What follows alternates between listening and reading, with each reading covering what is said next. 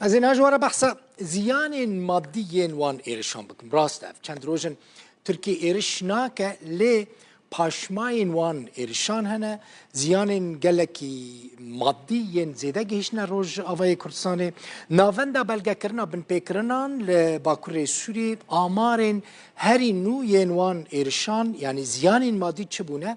بلاف کر لگوری و ناونده بن پیکرنان کج نیزیک و روشه دشوپینه روش بوی آوایه جه 5 ماه جوتمه و ماه و 2023 بنیرن چه زیان چه بونه 194 آواهی جیرخانه سویل هر وها جیرخانه سربازی جه آلین ترکیه و هاتنه بمباران کرن توپاران کرن و ویران کرن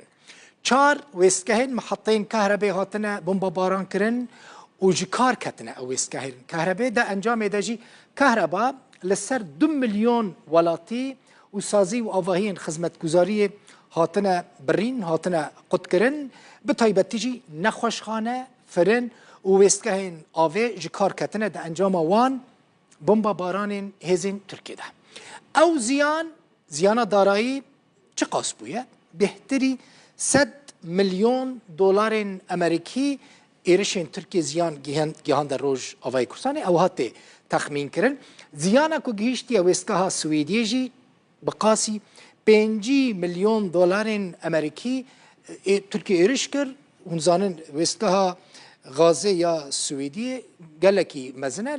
دوان ایرشان دا ویسکه و محطه غازه 5 میلیون دلار زیان دیتی یعنی او هاته تخمین کرن لگورا و ناونده بن پیکرنا زیانه که گیشتی 4 ویسکهین کهربیجی بقاسی 6 میلیون دلار زیان ته تخمین کرن لحظه که ویسکه بناوی بنداوا روش آوه او هاتا جناف برن یعنی ترکیه لیخست او جناف بر لگندوار حسه که 4 ویسکهین الکتریک غاز ین غازیجی هاتنه جناف برن هر وها لقامشلو لعموده لدربيسيه لتربسبيه ويسكه كهرباء لوان دران هبو او ويسكه كهرباء كو كهرباء ددانا خلكيجي تركي د ايريشن خدا او ويسكه تنكرن يعني روخاندن لسويديه ويسكه غازي هبو مگوت جكار كت و جچار توربينين برهم آنينا غازي دو توربينين و هاتنا جناف برن بمبان ليخست ویسکه سویدی روزانه در دور 13,000 جرن غازه بطلین غازه برهم دهانی بریکو ترکی ایرش بکه 130 میگاوات کهرباء دا نافچین دن این هریما جزیره روز آوای کردستان لپشتی ایرش ترکیه یا 23 ماه 11 2023 یعنی 22 یعنی سال در باسبوی او 40 میگاوات نها دده یعنی گلکی کم کرد یعنی 130 میگاوات کهرباء پشتی ایرشا ترکیه یا سال 2022 سال در باسوی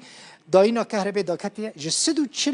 130 میگاوات داکتیه 40 میگاوات کهرباء لدیریکه هم کجی ویسکه الکتریکی هاتیه ناف برن هر وها نخوشخانه کووید جکار کد لکوبانیجی نخوشخانه آی کور ده انجام بمباران ترکیه دجی نها کار ناکه